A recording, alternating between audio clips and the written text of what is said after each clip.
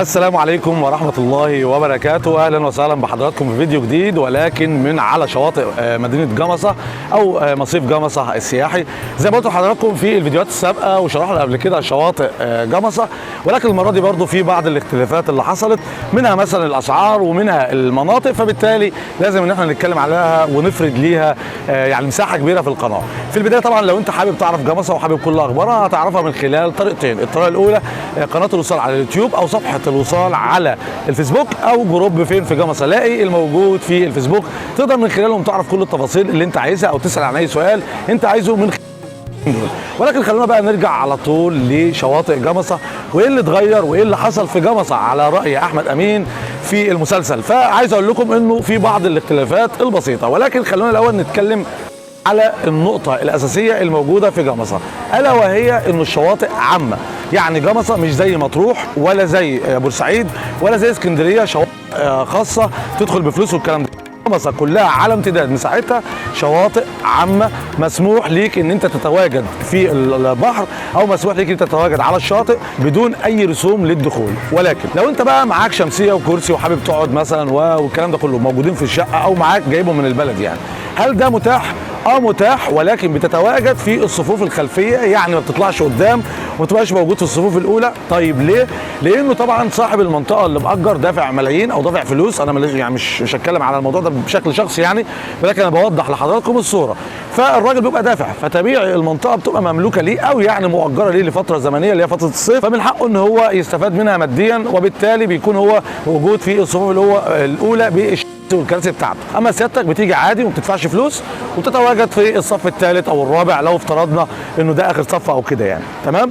دي الشواطئ العامه. لكن هل في شواطئ خاصه في جمصة؟ طبعا من زمان كان في شاطئ القوات المسلحه. شاطئ القوات المسلحه واحد من الشواطئ الخاصه اللي موجوده في جمصة من مش لسه من دلوقتي، ولكن دخوله او الاهم فيه هو الخصوصيه. فكره ان انت في خصوصيه، في امان، العدد اللي موجود جوه اقل بحكم ان هو شاطئ خاص، فبالتالي رؤيتك لاولادك وتعاملهم مع الشاطئ بيكون اقل.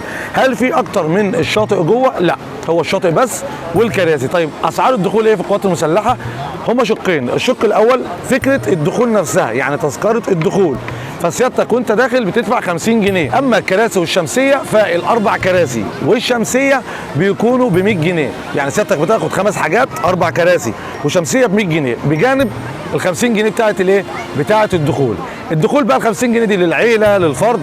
بصراحه نسيت اسال عن المعلومه دي، ولكن هو ده اللي انا سالت عنه. ال 50 جنيه الدخول تكون للعيله مع الكراسي والشمسيه، ولو للفرد طبعا الكلام اللي بقول لكم ده للمدني غير القوات المسلحه، لان القوات المسلحه لو انت شخص في القوات المسلحه بيبقى نص في المية، يعني 50%. فده اللي انا سالت عنه. ده شواطئ القوات المسلحه، وزي ما قلت لحضراتكم هي شواطئ خاصه، اهم ما فيها الخصوصيه والامان، مش فكره انه فيها حاجات ثانيه جوه. هي طبعا فيها ملاهي وفيها حاجات بس مش بالقدر الكبير يعني. ده بالنسبه لشواطئ القوات المسلحه. طيب عايز اضيف معلومه كمان بالنسبه للشواطئ العامه. النهارده سعر الشمسيه والكرسي كام في الشواطئ العامه اللي بتبدا من برج 1 انتهاء ببرج 100 او عدينا برج 100 كمان لحد ما نوصل لزايد، بتكون بتتراوح ما بين سعر 70 جنيه ل 100 جنيه، وده بيكون على حسب الاتفاق بينك وبين صاحب المنطقه علشان تقدر تاخد الشمسيه والكرسي، سواء كان بقى شمسيه كرسي 4 كراسي وشمسيه، كل ده بيكون بالاتفاق. ولكن زي ما قلت لحضراتكم الاسعار بتتراوح من 50 كرسيين وشمسيه مثلا. انا برضو بقول تقريبي مش رقم حقيقي يا جماعه، وممكن تلاقوا اكتر عشان بس الناس تبقى فاهمه. وفي بعض المناطق بتعمل عروض على الشمسيه والكرسي، تلاقوا اسعار رخيصه زي 10 جنيه او 15 جنيه للكرسي والشمسيه وهكذا يعني. فدي العروض موجوده. نيجي بقى للشاطئ الخاص الثاني. السنه دي بقى في منتجع او في منطقه خاصه او بقى في شاطئ خاص موجود في مصيف جمصة او على شواطئ جمصة، الا وهو شاطئ النخيل. فين هو بالظبط؟ لو انت فاكر كازينو النخيل بتاع زمان فهو قدامه بالظبط، امتداده على البحر.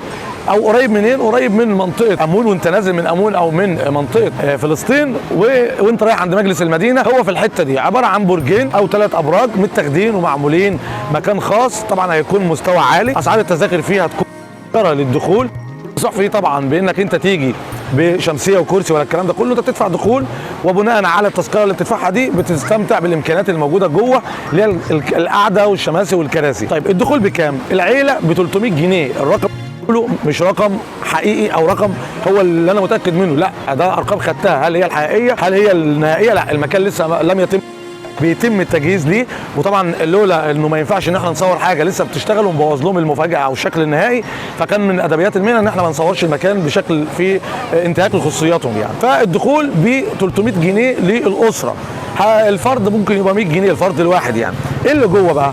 طبعا بجانب القعده، بجانب الشكل الجمالي، بجانب الخصوصيه، وبجانب انه شاطئ خاص، موجود جوه حمام سباحه، موجود فيه جوه العاب مائيه، موجود فيه كل الحاجات اللي ممكن تحبها او تكون عايزها بمقابل او غير مقابل. يعني انت دفعت الفلوس دي ودخلت، هتلعب بفلوس بقى ولا لا؟ ده اللي لسه مش عارفه برده ولا نقدر نتاكد منه. كمان جوه هيكون في مكان عباره عن سوق، يعني انت لو معاك منتج تقدر تيجي تأجر مكان، والايجار بيكون بالنسبه لاصحاب المكان او اصحاب او اداره الشاطئ الخاص. ده التفاصيل الخاصه بالشاطئ وده اللي موجود منه. هو شاطئ خاص هيكون كويس، المساحه مش صغيره، مساحه كبيره طبعا، كبيره بالنسبه من بعدها على وكمان كبيره اتساعا لوجهه البحر. هيكون الموضوع جميل وفي منطقه حيويه. اتمنى طبعا انتم تشرفونا في جمصه بشكل عام وتتفرجوا وتستمتعوا على كل الشواطئ. زي ما قلت لحضراتكم دي شواطئ جمصه بشكل عام، شرح كامل لكل الشواطئ. وطبعا واحنا بنتكلم هتظهر مع حضراتكم الفيديوهات الشواطئ كلها بالاسعار، سواء اسعار خاصه. بعد كده ما فيش في جمصه اي شواطئ خاصه ثانيه، هم شاطئين اثنين، القوات المسلحه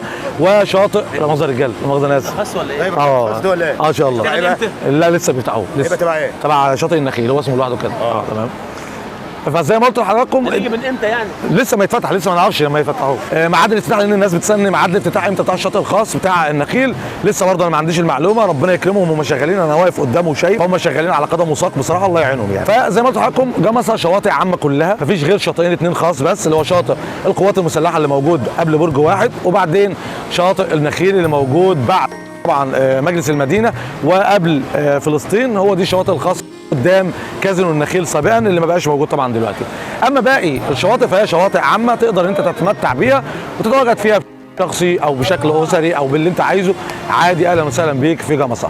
اما الشواطئ الخاصه الثانيه هي بقى في المنصوره الجديده، وده شاطئ زاهيه وليه موضوع ثاني، وان شاء الله له فيديو خاص نتكلم عنه فيه. دي كل المعلومات النهارده عن شواطئ جمصه، اتمنى اكون فدتكم بالاراء. لو طبعا الفيديو عجبكم ما تنسوناش باللايك والشير والاشتراك في القناه عشان نوصل لاكبر عدد ممكن من الناس. دمتم بخير والسلام عليكم ورحمه الله وبركاته.